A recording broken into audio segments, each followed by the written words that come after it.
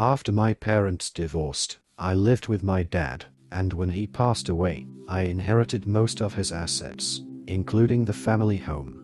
Not long after, my mother and sister showed up demanding I hand over the house to my pregnant sister. When I refused, my mother slapped me, and things escalated from there. I, 31-year-old male, have a sister, 28-year-old female, that has honestly been the golden child to my mother but not my father, for as long as I can remember. My parents divorced when I was a teenager because my mother cheated with an old high school ex-boyfriend and has always been controlling, manipulative and narcissistic. And sadly my sister was like a little mini-me. Our mother also seemed to believe she had total authority over me anytime she so much as snapped her fingers. She'd snap them and order me around like a dog. It was demeaning. And my sister always backed her up too. So no surprise, I went to live with my dad full-time after our parents split while my sister stayed with mom.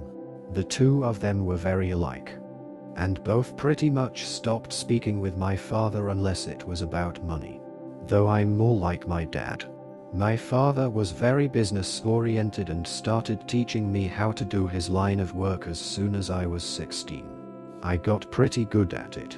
And after 12 years of working for my father, I was made a partner in his company. Things were great. But then about 8 months ago, tragedy struck. My father had become somewhat immunocompromised, due to being a heavy smoker for much of his life and died at only 60 years old after he caught COVID.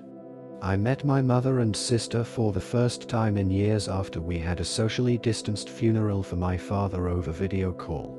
My father was cremated by his own request and buried in a local cemetery. So there was no body or casket. My sister seemed to grieve, but my mother looked indifferent the entire time. Though I honestly was not surprised. The last time she saw my father, she screamed at him that he owed her more money, and then threatened to sue him. To which he just laughed at her. He'd paid alimony and child support as long as he was legally mandated to, and no more than that. And he even put $30,000 toward my sister's college fund.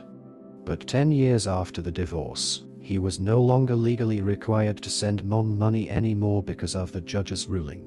And she's by no means broke. She works the same job she has had for nearly 3 decades, fully owns the old family home we used to share, and even rents out 2 of the rooms in it to Airbnb regularly. She's by no means hurting for money. Sometime after the funeral, my dad's will was read. Apparently, he'd figured that if his heavy smoking didn't eventually do him in, something else would. And even joked about it in a pre-recorded video. I was pretty much willed nearly all of his assets from most of his money to his business and home. He left my sister a car, 2015 Nissan Altima, and about $10,000 in cash. My mother only got $1,000 and a few other items that she'd been claiming were rightfully hers since the divorce. Beyond that, I got the rest. And my girlfriend now lives with me in the house my father passed down to me. My sister pretty much went from finishing 2 years of community college to living off her boyfriend and only working part-time online for several years. And during that time, she got pregnant but suffered a traumatic miscarriage. I wasn't aware till after the funeral because we were practically no contact and no one else told me. When lockdown hit, her boyfriend's job started downsizing little by little and eventually he was only able to stay on part-time, which hampered hers and his finances to the point he was finally telling her she needed to look for better employment as well, since he was trying to find a second job. And then she got pregnant. She claims her and her boyfriend were careful, but calls it her miracle baby. One evening, I got an unexpected knock at my door. And when I answered, I was unpleasantly greeted by both my mother and sister. They both walked right in without even asking and made themselves comfortable in my living room. My girlfriend and I shared a look of confusion and I asked why they'd come by. My sister was giggling and looking all over, opening doors and seemingly giving herself a tour of my home. My mother had just plopped herself down on my sofa and snapped her fingers while demanding a cold bottled water. My girlfriend got the water for her and I asked what they were here for. My sister seemed all giddy and just ignored me to continue snooping around my home. And before long, I heard her yell from down the hall, "Mommy, it's perfect." My mother finally spoke up and said, "Well, I think it's time to did your brotherly duty." To which I was like, "What?" My mother then proceeded to say, "Now that your father has passed, this house should have gone to me since I was his only spouse. But you can still fix this. You make plenty of money and could just buy a new house. Your sister needs this one so much more since she's the one with a baby on the way. But if you're so determined on staying, you could just keep to one room and cover all of the bills until you decide to move out." My girlfriend and I read enough Reddit to know exactly where this is going, and how it'd play out if I let it go on. So I guess you could say we were mentally prepared. I took a deep breath and stated aloud, "That's not happening. You don't order me around. Especially not in my own goddamn home. Yes, I make plenty of money. But like Dad, I'm going to save it for when I really need it. Not that you care." My mother started snapping her fingers at me like she used to, and loudly stated, "Stop. I am your mother. And you will do as I say because I brought you into this world, and I'm the one in charge here. And as far as you're concerned, I am God. That means when I say, jump, you say, how high? This house is rightfully mine. And your sister will live here. Consider this your formal eviction. But since I'm gracious, I'll give you 2 weeks to pack your bags and transfer the deed to me." In the back of my mind, I'm thinking, this can't be real. But then I just grabbed my cell phone and started dialing. My mother quickly stood up and yelled, "What are you doing?" And I retorted, "I'm doing what I should have done as soon as this shit started. I'm calling the cops to get you out of my house." She started swiping at me and managed to knock my phone out of my hands. Then she proceeded to try and stomp on it. But I was quick enough to snatch it up before she could. "That's it. If you don't leave, I will force you out myself." My mother proceeded to slap me across the face. And I returned the favor twice as hard backhanded. So much so I ended up knocking her back down onto the couch. She held her hand over her reddening and smeared makeup face in total shock. And then yelled, "How dare you!" I went back to dialing on my phone and said that if she didn't leave, I would have police come and remove her by force. My sister came barreling in between us, holding her arms out and saying that I should just do the right thing for once in my life and be a good big brother. I snapped and said, "Oh really? I'm the bad sibling. Last I checked, I was the one who's had to work for a living since I was a teenager. I had to do all the chores in the house while you just sat on your ass playing video games or talking with your friends all day. And you used to steal my hard-earned money just to go out shopping after you spent all of your allowance. You're a complete mooch and thief. So I don't owe you shit. Now both of you, get out before I decide to dial this last number." My sister started to tear up crying like a baby and said, "Mommy, make him stop." My mother began hugging her and kissing her cheeks while giving me a death glare. Then she seemed to think she'd gotten smart and said, "You know, if you do call the police, I can just tell them that you hit me.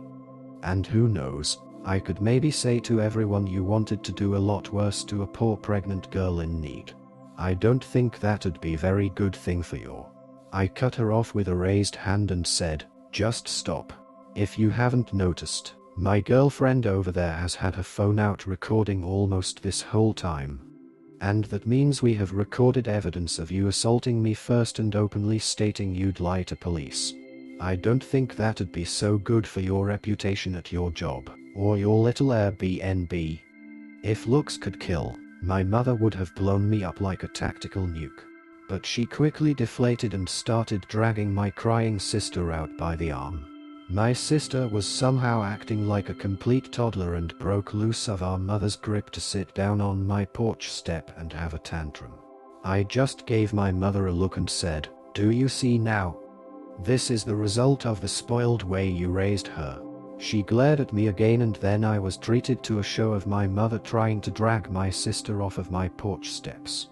But she latched onto the porch handrails and kept saying, "You promised me," over and over again. I let out a cackle and told them both from the door to never come back. My mother flipped me the bird and then went back to trying to drag my sister off the porch. It took a few minutes, but she finally got my sister to get up and leave with her by saying that I am a cruel, heartless bastard who will go to hell for this. I laughed some more and said that there's also a special place in hell for liars and narcissists who try to manipulate others to get their way. My mother clenched her fists and was about to say more when I just held up my smartphone again with it recording and said, "The clock is ticking, Mom. Get off my property." My mother then walked my sister to the car, gave me one last snooty look and drove off. I thought that was the end of it. But letting things go was never something my mother would do. After a few days, I started getting messages from people I know and some relatives online. A lot of them were furious with me, but others just had questions about what was going on. I tried to check my Facebook, but couldn't see anything they were saying, because my sister and mother both blocked me on their social media. But my girlfriend could still see everything because they kept their profiles set to open. We screenshotted everything and then printed some of it out. Both of their profiles had posts that called me a greedy, heartless bastard who stole the house that was meant to be my sister's inheritance right out from under her by paying off the lawyer who handled Dad's will. Which is a complete and utter lie, and they both know it. I called my lawyer, who was also my father's lawyer and a trusted family friend, and gave him copies of all the screenshots from Facebook and the video my girlfriend had recorded the day my mother demanded my house. He wanted to just write a formal CND, but I wanted to take it further than that. And he sent them a letter I told him to write via express mail that had to be signed for. So I know they got it. My mother called me in an absolute fury the same day the letter was delivered.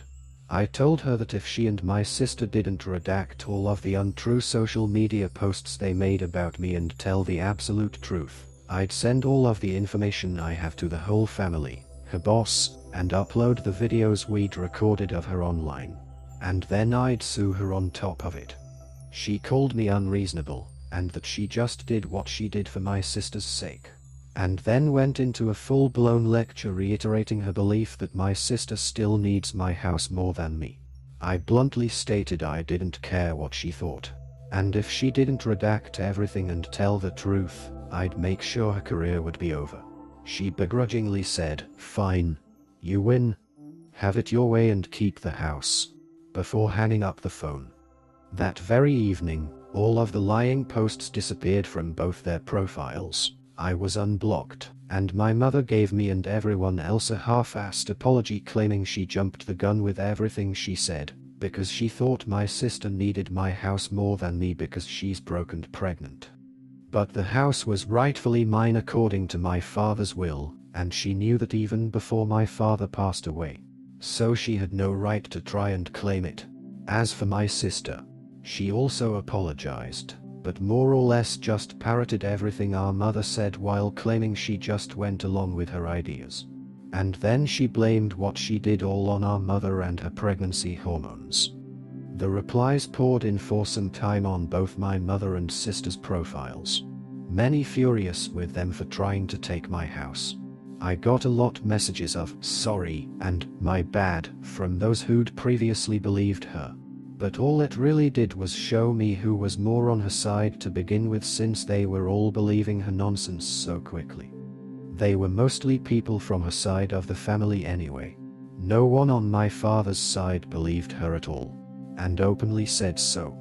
My sister and her boyfriend ended up moving in with our mother to save money, but she put them in the basement to keep her Airbnb running. And my sister started crying on social media that she can't live upstairs. And I'm pretty sure the two of them were fighting with each other because all my sister did after that is complain online and my mother barely posted anything on her social media anymore because of the previous stunt she'd tried. Update. Now you all know from my last post that my mother tried to act like she's in charge of my life and also acted like my house was hers to give away. Well, that ended very badly for both her and my spoiled sister because I threatened to expose them.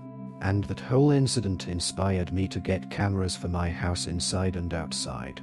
My dad was old school.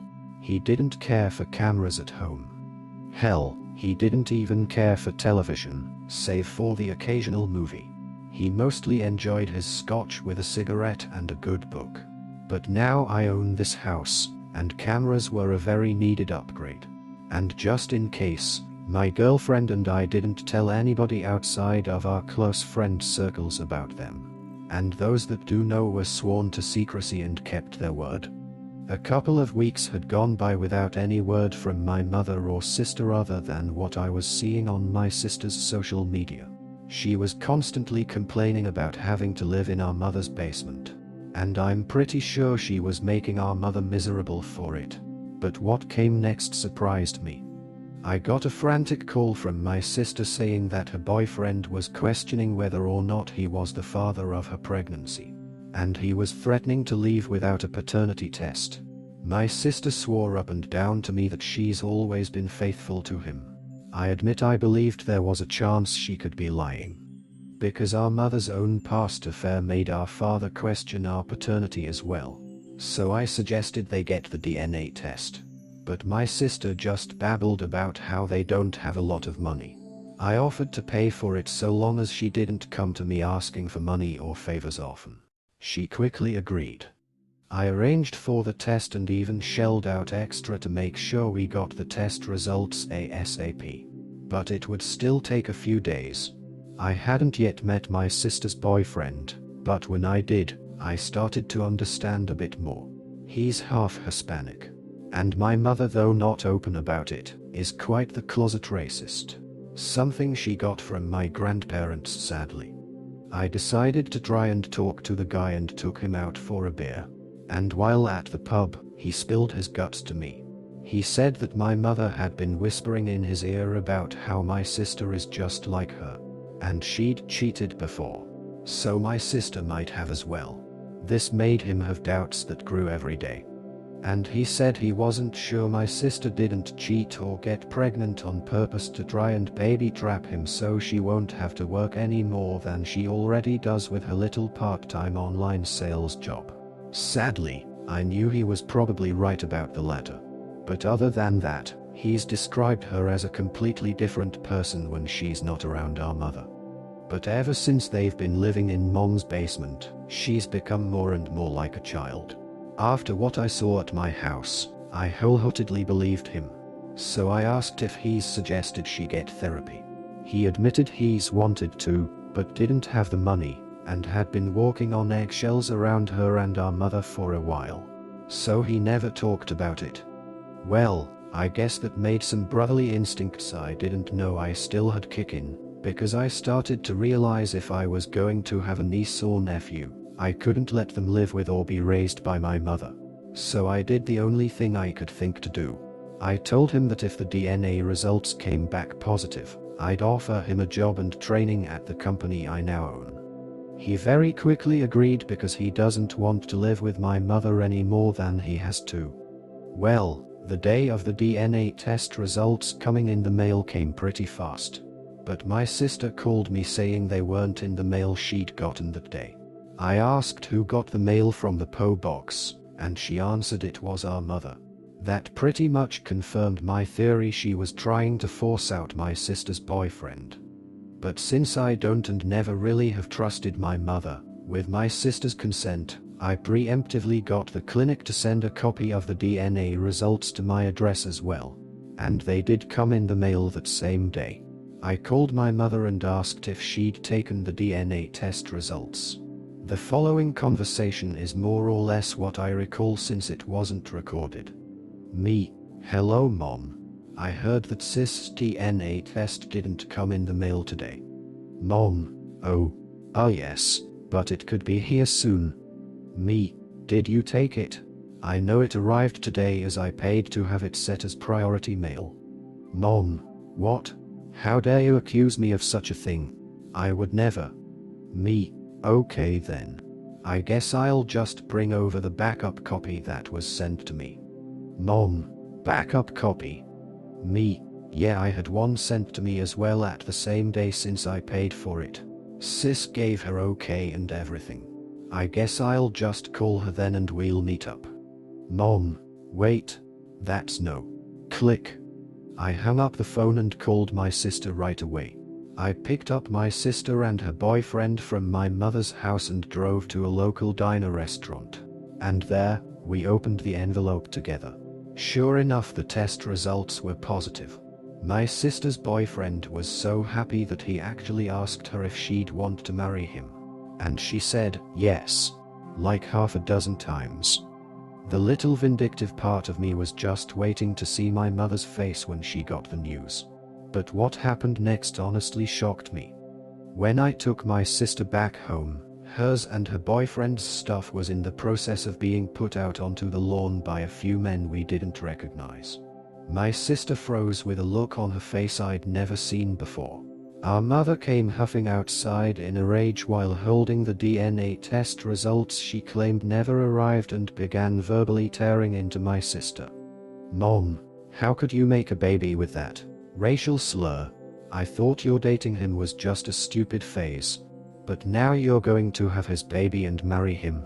I would have been sort of okay with having his little bastard around if you weren't raising it in my home and racial slur wasn't around anymore, said while pointing at sister's boyfriend.